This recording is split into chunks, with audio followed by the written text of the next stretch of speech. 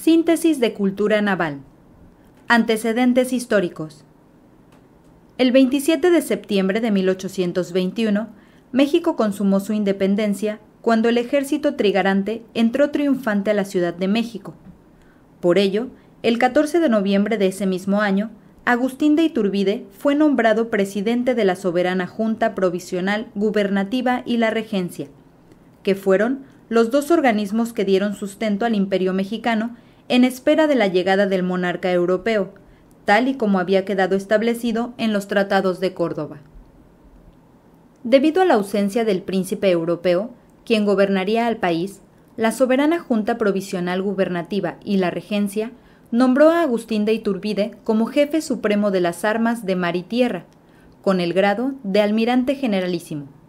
Por este hecho, a Iturbide se le considera como el primer almirante de la Marina Nacional.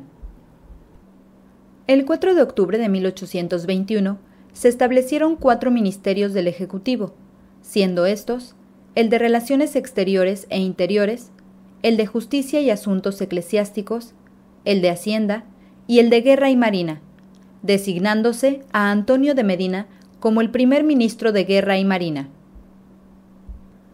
España no reconoció la independencia de México, siendo el puerto de Veracruz el último lugar sometido por la corona española debido a que el 26 de octubre de 1821 el general José María Dávila, al mando de 200 soldados, tomó la fortaleza de San Juan de Ulúa con la finalidad de tener el control de la ciudad y puerto de Veracruz, debido al largo alcance que tenían los cañones de la fortaleza.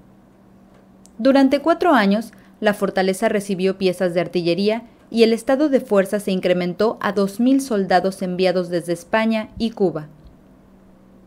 En 1822, el gobierno mexicano envió a Estados Unidos al capitán Eugenio Cortés, con la finalidad de adquirir los barcos que integrarían la primera escuadrilla naval de México. Los barcos adquiridos fueron las goletas Iguala y Anáhuac, balandras cañoneras Chalco, Chapala, Texcoco, Orizaba, Campechana, Zumpango, así como la Tampico, Papaloapan y Tlaxcalteca. De este hecho, se desprende que la goleta Iguala fue el primer buque que, de forma oficial, izó el pabellón nacional, habiendo arribado a México el 17 de abril de 1822. El 25 de septiembre de 1823, el general Francisco Lemaur, quien se encontraba al mando de la fortaleza de San Juan de Ulúa, ordenó el bombardeo sobre Veracruz debido a que las autoridades de la plaza le cerraron el muelle para que no pudiesen abastecerse de víveres, declarándose el 8 de octubre de 1823 el bloqueo naval a la fortaleza de San Juan de Ulúa.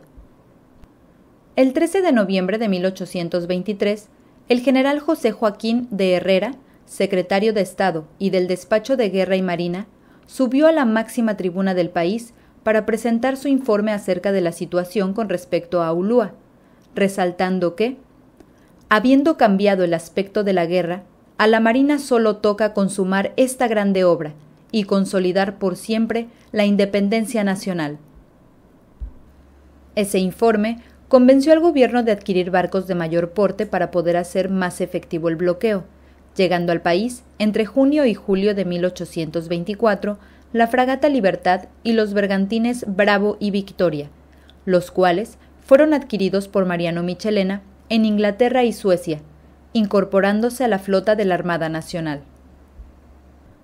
El 27 de julio de 1825, el capitán de fragata Pedro Sainz de Baranda y Borreiro fue designado comandante general del Departamento de Marina de Veracruz, mismo que se dio la tarea de reorganizar la escuadra nacional para instaurar el bloqueo naval a la isla de San Juan de Ulúa para impedir cualquier tipo de apoyo por parte de la corona española.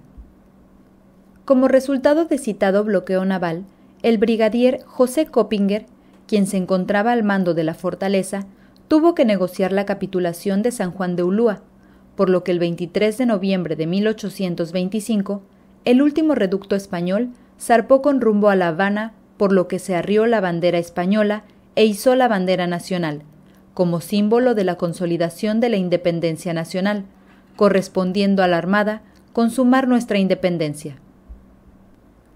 Tras la consolidación de la independencia de México, el país era carente de recursos económicos, pero con muchas riquezas naturales, lo que lo hacía vulnerable ante las ambiciones de países europeos y de Estados Unidos. Sin embargo, el poco interés de la nación hacia el mar orilló a que no se le diera la importancia a la armada a pesar de la gran extensión de sus litorales. Bien, México, como país independiente, ha sido invadido en 4 ocasiones por fuerzas extranjeras, momentos en los cuales marinos con gran orgullo defendieron con gran valentía la soberanía, incluso a costa de su vida. En 1838, las relaciones internacionales entre México y Francia se encontraban tensas, en razón que los europeos buscaban que se ratificaran las declaraciones provisionales de 1827, en las que buscaban un trato y protección especial a sus intereses económicos. Sin embargo, ante la negativa de México, Francia utilizó como medida de presión diplomática los reclamos de sus connacionales avecindados en el país. Uno de esos reclamos fue una cuenta sin liquidar en una pastelería de Tacubaya en la Ciudad de México por parte de unos oficiales de Santa Anna, así como los destrozos realizados al establecimiento. Por este percance, los franceses exigieron un pago de 600,000 pesos al gobierno de México, con los cuales se indemnizaría a los agraviados. Ante la negativa de pago, Francia rompió relaciones diplomáticas con México, imponiendo un bloqueo naval al puerto de Veracruz, que en aquellos días era el principal puerto del Golfo de México. Las negociaciones se trabaron ante la negativa de ambas partes de ceder a su contraparte, por lo que Francia estableció como fecha límite el 27 de noviembre de 1838 para la aceptación de sus peticiones. De lo contrario, iniciaría las hostilidades con el bombardeo al puerto de Veracruz. A las 2:30 de la tarde se inició el bombardeo contra el castillo de San Juan de Ulúa, después de que los marinos Luis Valle y Pedro Díaz Mirón se desembarcaran del buque francés Nereida, quienes llevaban una carta como último intento por parte del gobierno mexicano de llegar a un arreglo. De este modo se dio inicio a las hostilidades dentro de la primera intervención francesa, denominada la Guerra de los Pasteles. Es de destacar la valentía y tenacidad del capitán de fragata Blas Godínez Brito, quien comandó la línea de defensa del baluarte de San Miguel de la fortaleza de San Juan de Ulúa contra el embate francés. En esta acción naval, el capitán Blas Godínez perdió la mano y la pierna izquierda. El 9 de marzo de 1839 llegó a su fin la Guerra de los Pasteles, con la firma del Tratado de Paz, después de la intervención del ministro Richard Pakenham, quien medió entre ambas naciones ya que los intereses ingleses se vieron afectados debido al bloqueo naval. Pasaron 7 años desde la firma del Tratado de Paz con Francia, cuando las ambiciones de Estados Unidos se vieron materializadas con la invasión a nuestro país, iniciando la Guerra de México-Estados Unidos, de 1846 a 1848, la cual derivó en la pérdida del 55% del territorio nacional. Parte de la estrategia norteamericana comprendía el desembarco de sus tropas en Alvarado, Veracruz. Sin embargo, al capitán de navío Tomás Marín se le encargó la misión de implementar una fortificación más sólida en citado puerto, por lo que ordenó al capitán de fragata Pedro Díaz Mirón y al segundo teniente Juan Lainé fortificar y armar las baterías en las márgenes del río Papaloapan. El 15 de octubre de 1846, el comodoro Conner, quien se encontraba al mando de la Fuerza Naval Norteamericana, ordenó ocupar el puerto de Alvarado, abriendo fuego sobre la costa. En un principio, los cañones de los fortines no alcanzaban a la flota naval de los Estados Unidos, debido a la distancia a la que se encontraba. Asimismo, los buques no hacían blanco sobre las posiciones mexicanas debido a que los tiros impactaban 200 metros atrás del fortín. Las naves norteamericanas tuvieron que acercarse a la costa para así proteger, con sus cañones, a las lanchas de desembarco. Sin embargo, esto las ponía al alcance efectivo de las baterías mexicanas.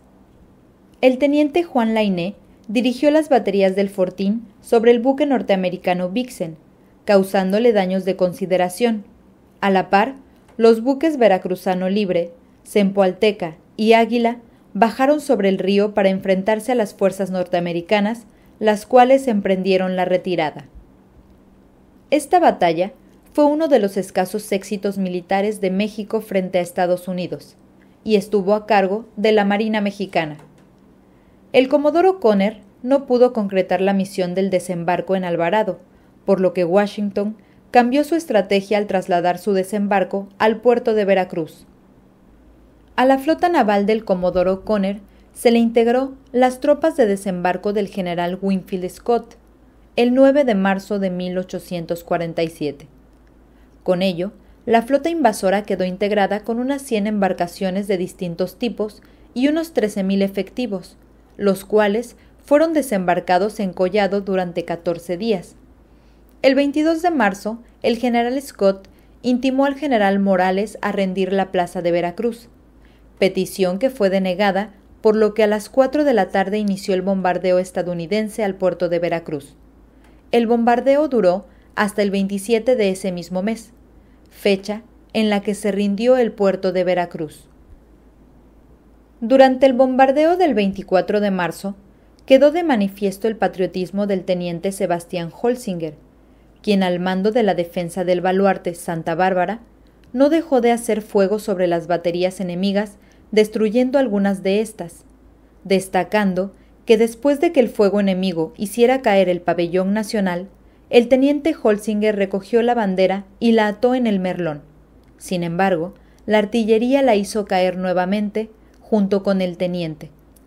A pesar del peligro que corría, el marino se levantó y, ayudándose del subteniente Francisco A. Vélez, colocó la bandera en el asta de bandera, todo ello bajo fuego enemigo. La actuación de Holsinger fue elogiada por los norteamericanos, inclusive por el mismo general Winfield Scott, comandante en jefe de las operaciones en esta guerra con México. El 2 de febrero de 1848, reunidos en la villa de Guadalupe Hidalgo, en la Ciudad de México, ambas partes llegaron a un acuerdo y firmaron el Tratado de Paz, Amistad, Límites y Arreglo definitivo entre los Estados Unidos mexicanos y los Estados Unidos de América, también conocido como Tratado de Guadalupe Hidalgo, el cual establecía la línea fronteriza entre ambos países, a partir del Río Grande o Río Bravo del Norte, y con ello la pérdida de los territorios comprendidos en los nuevos límites, que serían pagados a la República Mexicana por una suma de 15 millones de pesos. México se encontraba lejos de tener una estabilidad política, social y económica que le permitiera establecerse como un país sólido y consolidar su proyecto de nación. Por ello, se endeudó con diversos países. En razón de lo anterior, el presidente Benito Juárez expidió un decreto con el cual suspendía el pago de la deuda externa. Por esta razón, Francia, Inglaterra y España decidieron organizar una fuerza naval y militar para obligar al gobierno mexicano a cumplir con los pagos. Las tropas tripartitas desembarcaron en el puerto de Veracruz el 9 de enero de 1861. Sin embargo, el general Juan Prim, al mando de las tropas españolas, determinó que la intervención era impropia y se retiró junto con sus tropas para incorporarse a su país, no sin antes convencer a su homólogo inglés de realizar la misma acción. Las tropas francesas permanecieron en México, declarándole la guerra a México el 16 de abril de 1861, campaña que tuvo como consecuencia que una vez declarada la victoria francesa, se coronara como emperador a Maximiliano de Habsburgo, iniciando así el imperio de Maximiliano. Durante su gestión como emperador, y debido a la amplitud de los litorales nacionales, Maximiliano mostró gran interés en el desarrollo de una marina de guerra eficiente, ya que ésta se encontraba en total abandono por las autoridades que habían gobernado hasta ese momento. Para ello, se emitieron diversos documentos que incluían estudios estratégicos, creación de puertos, construcción de barcos, alistamiento de tripulaciones, organización de estas, seguridad social, relevos, uniformes, entre otros. Debido a que el imperio enfrentó diversas dificultades, el proyecto de una marina imperial no pudo desarrollarse. Sin embargo, los documentos y esfuerzos en pro del desarrollo de marina de guerra fueron los primeros esfuerzos, desde la independencia de México, para organizar una marina de guerra nacional. Durante el gobierno de Porfirio Díaz, época denominada como el Porfiriato, la Armada Nacional tuvo un desarrollo significativo en razón de haberse realizado las siguientes acciones. Se incrementó la presencia de la Armada en los litorales del Golfo de México y del Océano Pacífico al haberse adquirido 4 vapores de guerra, 4 cañoneros y 3 transportes de guerra. Se impulsó la educación naval con la fundación de la Escuela Naval Militar, iniciando actividades el 1 de julio de 1897 para la formación de oficiales de guerra, siendo nombrado como primer director el capitán de navío Manuel Estanislao Izaguirre. Además, se adquirieron 2 buques escuela, Yucatán y Zaragoza. Este último realizó el primer viaje de circunnavegación. Se abrió la Escuela de Maestranza para la formación de personal necesario para los distintos servicios del ramo, útiles tanto a bordo de los buques como en las dependencias establecidas en tierra. Se adquirieron o construyeron instalaciones como el Varadero Nacional de Guaymas, el Dique Seco en Salina Cruz, el Dique Flotante de Veracruz, el Arsenal Nacional, una estación de torpedos y la Escuela de Maestranza en el Castillo de San Juan de Ulúa. Durante los problemas territoriales que se tuvieron con Belice en el gobierno porfirista, se destaca la participación de Ángel Ortiz Monasterio y Miguel Rebolledo. La fundación de Chetumal y la vigilancia en la frontera fluvial y marítima en la región fue dirigida por el oficial Otón Pompeyo Blanco, y el general José María de la Vega fue quien encabezó las operaciones militares en 1902. Venustiano Carranza conformó el ejército constitucionalista con el que pretendía restablecer el orden constitucional, luego de haberse levantado en armas en contra del presidente Victoriano Huerta y de su ejército federalista. El 22 de febrero de 1914, el subteniente Hilario Rodríguez Malpica Sáliva y acompañado de una parte del cañonero Tampico, se unieron a la causa de combatir a los federalistas y su flota naval. En marzo de ese año, combatieron contra los buques federales Morelos y Guerrero. Sin embargo, en Topolobampo, Sinaloa, el 31 de marzo, el cañonero Tampico tuvo un incidente al quedarse varado en las inmediaciones de citado puerto. El 15 de abril de 1914, el buque transporte General Guerrero atacó con fuego de artillería al buque Tampico, pero esta acción no duró en virtud de que el biplano Revolucionario Sonora, el cual era piloteado por el capitán primero del ejército, Gustavo Salinas Camiña, atacó desde el aire con bombas rudimentarias lanzadas por el maquinista naval Teodoro Madariaga, acción militar que es considerado como uno de los primeros combates aeronavales en el mundo. 21 de abril de 1914. Durante el Porfiriato fue marcada la preferencia hacia la ideología europea, en especial la francesa, lo que afectó la relación bilateral entre México y Estados Unidos, sobre todo al final de la época porfiriana, debido a los intereses económicos y la rivalidad entre el país vecino del norte y las potencias europeas. Aunado a lo anterior, el presidente norteamericano Woodrow Wilson no reconoció al gobierno de Victoriano Huerta, quien había llegado al poder a través de un golpe de Estado, lo que era mal visto para los intereses estadounidenses, por lo que buscó alguna excusa para intervenir en los asuntos de México. Debido a los conflictos políticos sociales que acontecían en el país, la Comandancia Militar de Tampico prohibió que embarcaciones nacionales y extranjeras atracaran en alguno de los muelles o que navegara río arriba por el Pánuco, ya que el puerto era asediado por fuerzas constitucionalistas. Esta disposición fue hábilmente violentada por 10 marinos norteamericanos, los cuales pertenecían a la tripulación del buque USS Dolphin, quienes bajo la excusa de la necesidad de comprar gasolina, navegaron río arriba, siendo detenidos, aprehendidos en las inmediaciones del puente de Iturbide para ingresar a la ciudad y llevados a la comandancia militar de Tampico. Sin embargo, fueron dejados en libertad de forma inmediata por el general Ignacio Morelos Zaragoza. A pesar de haber liberado de forma inmediata al personal perteneciente a la Marina norteamericana, el contraalmirante Henry T. Mayo realizó una enérgica protesta exigiendo una disculpa pública, asimismo que se izara la bandera de su país y se realizara un saludo con 21 cañonazos de salva en la plaza central de Tampico. México aceptó pedir la disculpa pública a través de los diarios de ambos países, pero no aceptó el izado de la bandera extranjera y el saludo. La negativa del gobierno mexicano de no saludar e izar el pabellón norteamericano fue el pretexto que necesitaba el presidente Wilson para intervenir en los asuntos nacionales, por lo que la idea de desembarcar en el puerto de Tampico era un hecho.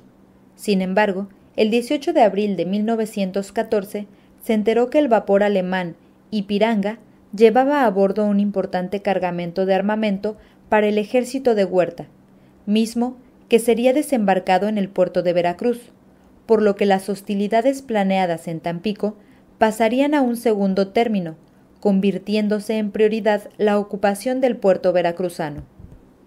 Así, la mañana del 21 de abril de 1914, el contraalmirante Frank Frieder Fletcher, comandante de la flota norteamericana, recibió la orden de su secretario de Marina: capturen la aduana, no permitan que los pertrechos de guerra lleguen a Huerta o a alguna otra partida.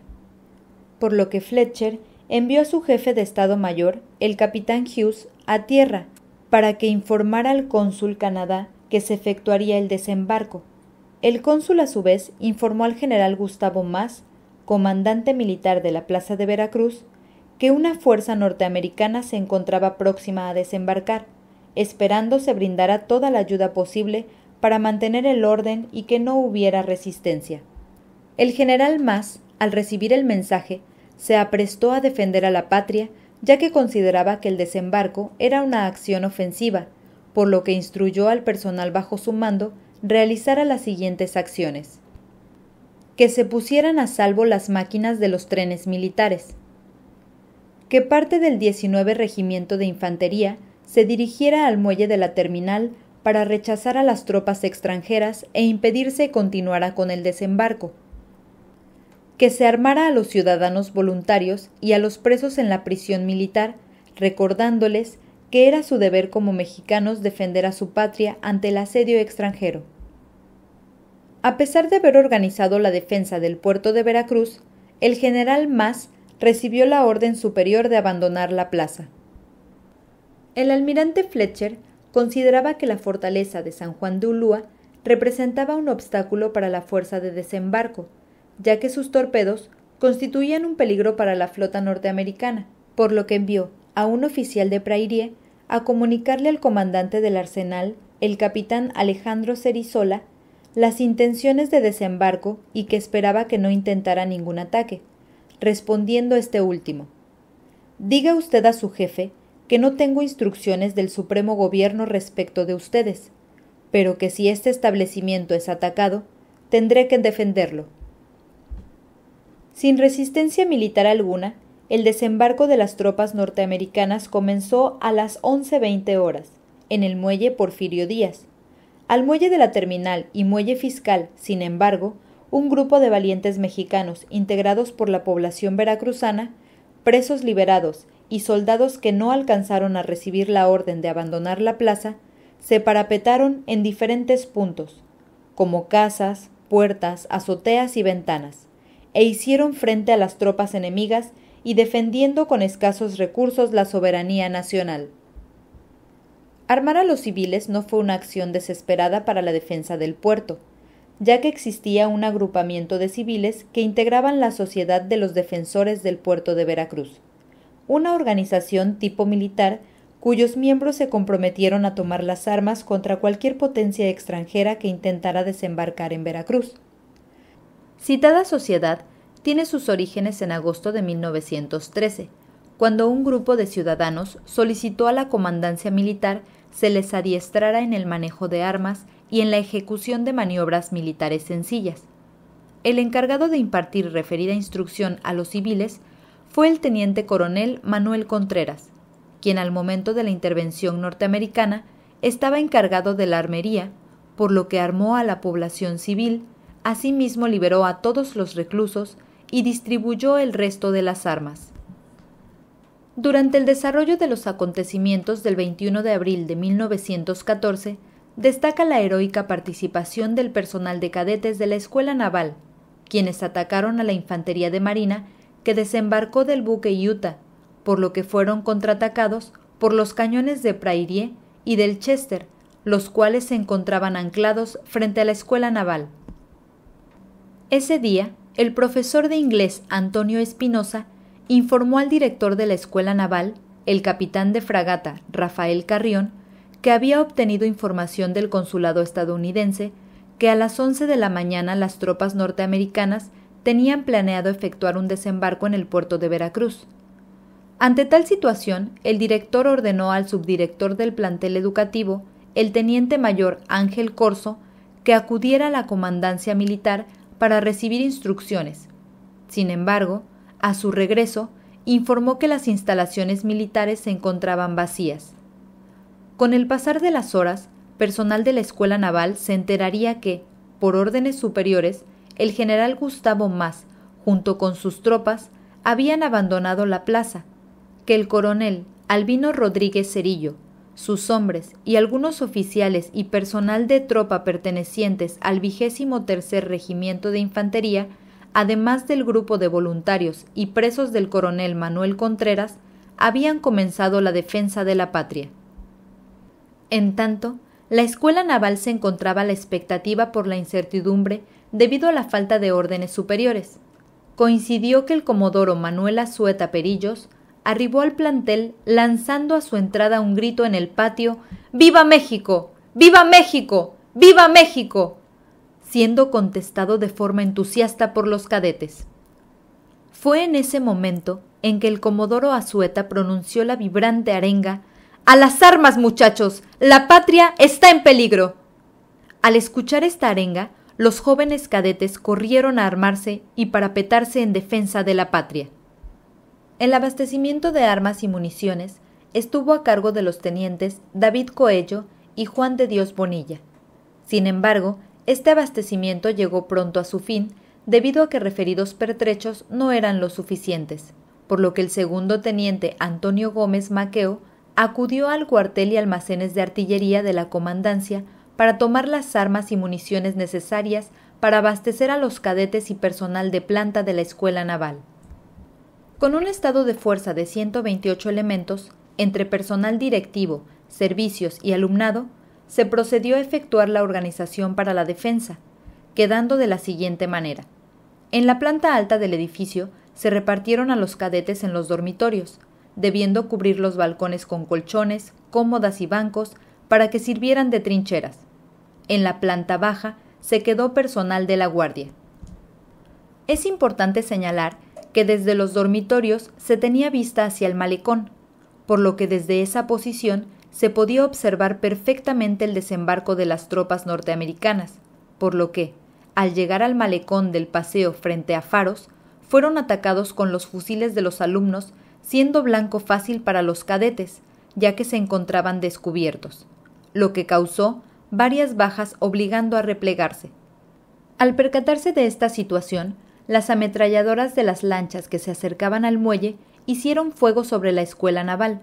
A los pocos minutos la artillería de los buques Prairie y Chester hicieron blanco en la Escuela Naval con sus cañones de 80 pulgadas.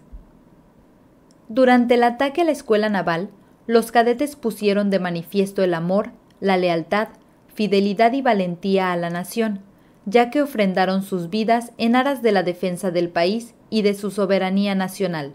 Por ejemplo, el cadete Virgilio Uribe Robles, quien murió durante las hostilidades a escasos días de cumplir 18 años de edad. Diversas fuentes históricas señalan que el cadete Uribe se encontraba en uno de los balcones de los dormitorios disparando al enemigo invasor. Sin embargo, durante el procedimiento de recargar su fusil, se descuidó y quedó parado en la ventana. En esos instantes, recibió el impacto de una bala expansiva, la cual le perforó el cráneo, cayendo de espalda, cubriendo con su sangre el piso del dormitorio. En ese momento fue llevado a la enfermería de la escuela, en donde recibió los primeros auxilios por parte del practicante Luis Moya. Durante el traslado de Uribe, la fuerza enemiga hizo fuego sobre la camilla, a pesar de estar amparados de la insignia de la institución de la Cruz Roja. Debido al bombardeo norteamericano, se destruyó la guardia en prevención, el detal, el salón de navegación y parte de las habitaciones de la dirección. Aquí es importante destacar la reacción del cadete Eduardo Colina durante su servicio de guardia, ya que era el centinela cuando un proyectil hizo blanco en la guardia, reduciéndolo a escombros y provocando la caída de citado cadete. Sin embargo, él mismo se levantó, sacudió el polvo y ocupó nuevamente su puesto de vigilancia. Al observar esta acción, el oficial de guardia preguntó si se encontraba bien, a lo que respondió: «No hay novedad, mi teniente». Este gesto de valentía le valió ser ascendido a cabo. Este ascenso fue otorgado por el comodoro Azueta. Otro de los capítulos más representativos del patriotismo, demostrados en la gesta heroica del 21 de abril, fue el realizado por el hijo del comodoro Azueta, el joven José Azueta Abad. Meses antes de que Estados Unidos profanara el suelo mexicano, José Azueta era alumno de la Escuela Naval. Sin embargo, reprobó algunas materias, provocando que entrara en una gran depresión. Debido a ello, el 23 de noviembre de 1913 solicitó que se le asignara al ejército como oficial de artillería, causando alta el 9 de diciembre en la batería fija de Veracruz, con el despacho de teniente táctico de artillería. El día de la invasión norteamericana, el teniente Azueta se encontraba franco. Además, la batería a la que pertenecía había recibido la orden de dejar la plaza. Al enterarse de los sucesos que acontecían en el muelle, se dirigió a la escuela naval. En su trayecto, en la esquina de las calles Landero y Cos con Esteban Morales, encontró una ametralladora abandonada a la que apodó como la Flaca. Desde ahí, comenzó a disparar contra los invasores, causándoles numerables bajas, estando protegido únicamente por un poste y alentado por los cadetes que veían la temeraria hazaña y advirtiendo el peligro en el que estaba. La posición que tenía el teniente Azueta le brindaba ventaja táctica, ya que pudo hacer fuego sobre el enemigo con gran facilidad. Sin embargo, consideró que la línea de fuego no era la más adecuada, por lo que decidió colocarse en medio de la calle, por lo que quedó al descubierto a merced del fuego enemigo, recibiendo un primer disparo que lo dejó hincado. No obstante, continuó disparando recibiendo un segundo disparo en la otra pierna, el cual lo hizo caer. Citada acción era observada por el cadete Juan Castañón, quien al verlo herido en ambas piernas, acudió a su auxilio para trasladarlo a un lugar en donde pudiera estar protegido de las balas del enemigo. Empero, recibió una tercera herida, por lo que fue trasladado al puesto de socorros de la Cruz Blanca, en el cuartel de bomberos. Las heridas provocadas por el fuego enemigo desgastaron su estado de salud, que lo mantuvieron convaleciente durante varios días dentro de su casa.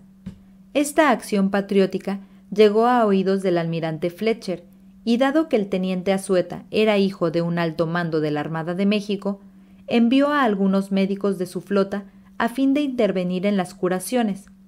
Pero éste, al verlos entrar y con un esfuerzo sobrehumano, se irguió en su lecho y les ordenó que abandonaran inmediatamente su hogar para que no profanaran ni su casa ni su cuerpo, prefiriendo morir a ser curado por un enemigo de su patria.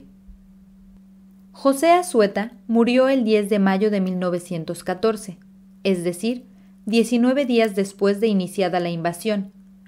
El sepelio se llevó a cabo el 11 de mayo, al cual asistieron aproximadamente 10,000 personas de todos los estratos sociales del puerto de Veracruz. Retomando los hechos del 21 de abril de 1914, la Escuela Naval continuó haciendo frente a la invasión. Sin embargo, Al oscurecer, el director, el comodoro Manuel Azueta y el capitán Aurelio Aguilar determinaron no exponer la vida de los alumnos, ya que para esas horas ya casi no tenían el suficiente parque y las instalaciones no resistirían mucho tiempo el embate de los cañones y ametralladoras norteamericanas, por lo que dejaron la escuela en busca de las fuerzas federales, dirigiéndose primeramente a la estación de Cocos, en donde fueron alcanzados por el teniente coronel médico cirujano Marcelino D. Mendoza, quien informó que el cadete Uribe había fallecido. El personal naval caminó 17 kilómetros por la vía del ferrocarril, arribando a Tejería a las 00:30 del 22 de abril. Al poco tiempo de haber llegado a Tejería, se ordenó que se incorporaran a la Ciudad de México en ferrocarril, arribando a la capital a las 12:30 del 26 de abril. Entre las personas que esperaban el arribo del ferrocarril se encontraban los padres del cadete Uribe, quienes cuestionaron al comodoro Manuel Azueta si traían algún recuerdo de su hijo. En un acto de humanidad, el comodoro mostró una mancha de sangre impregnada en su chaquetín. El padre de Virgilio Uribe, con lágrimas en sus ojos, se inclinó y besó varias veces la sangre de su hijo, exclamando: «Murió por la patria». La ocupación de Veracruz se consumó el 22 de abril a las 11 de la mañana. Con respecto al número de muertos y heridos, no se pudo precisar con exactitud debido a que ambas naciones difieren en sus partes oficiales. Por ejemplo, el comandante de la flota estadounidense informó que solo habían fallecido 19 soldados.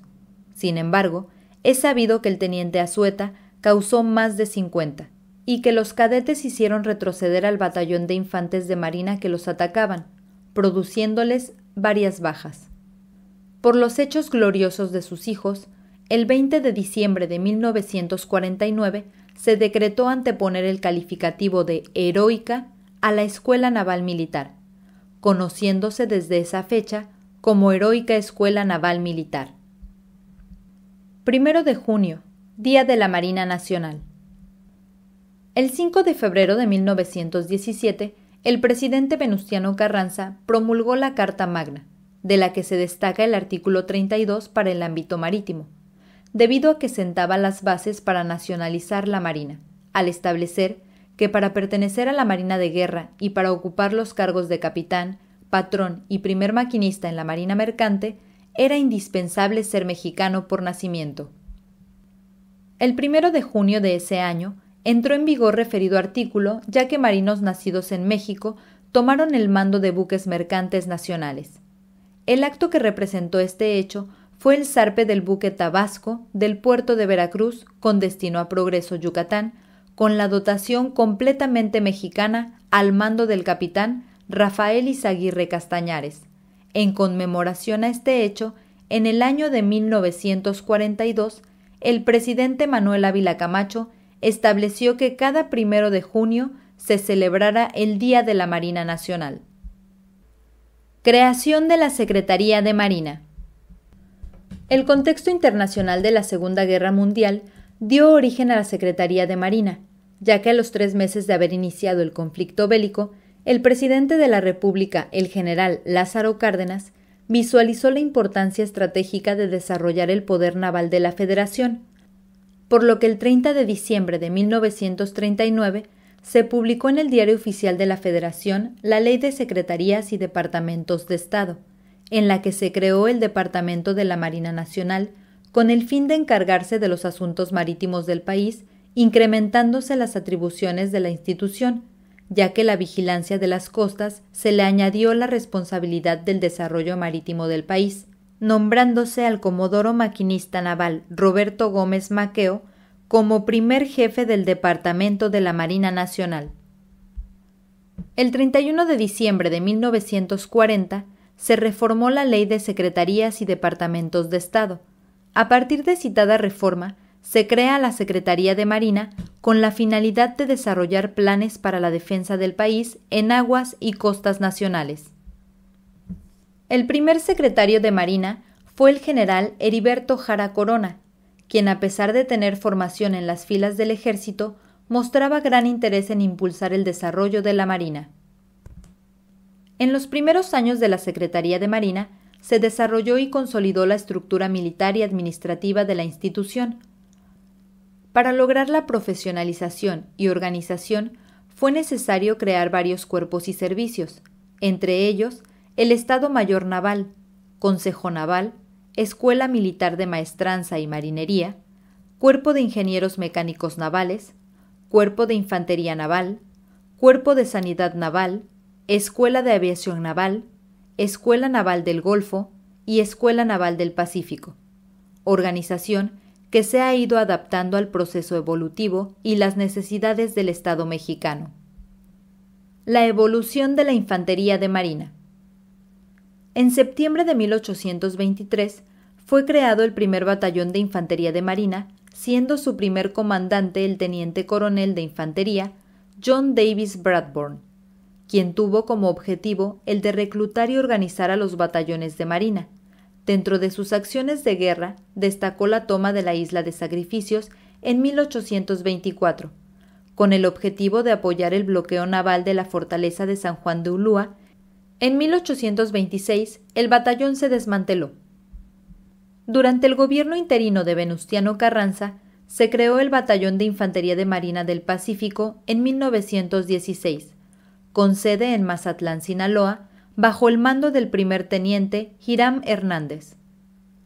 Del mismo modo, en 1920 se creó el Batallón de Infantería de Marina del Golfo, teniendo como sede el puerto de Veracruz, siendo su primer comandante el capitán de navío Alfonso Calcáneo Díaz. Fue hasta el siglo XX que la Infantería de Marina creció en número de efectivos y se ampliaron sus atribuciones. En la actualidad, la Infantería de Marina de México cuenta con el apoyo de herramientas tecnológicas de vanguardia y su personal con conciencia global y flexible para ejecutar ambas misiones de la Armada de México, resguardar la soberanía nacional y asistir al mantenimiento del Estado de Derecho. La evolución de la aeronáutica naval. Los antecedentes de la aviación naval mexicana se tienen desde la década de 1920. Su precursor, el capitán Carlos Castillo Bretón, fue el primer piloto aeronaval de la Armada de México que formó parte del pie veterano del Cuerpo de Hidroaviones. El 23 de febrero de 1943 se creó el primer escuadrón aeronaval en México, cuyo comandante fue el teniente de navío piloto aviador Rafael Santibáñez Fernández. El escuadrón estuvo integrado por 6 aviones Sikorsky, designándosele como base aeronaval el puerto de Tampico, Tamaulipas. Con el paso de los años, la aviación naval se ha mantenido a la vanguardia de sus aeronaves, las cuales se han desempeñado tanto para el resguardo de las costas mexicanas, operaciones alto impacto, así como en la búsqueda y rescate con el objetivo de salvaguardar la soberanía nacional.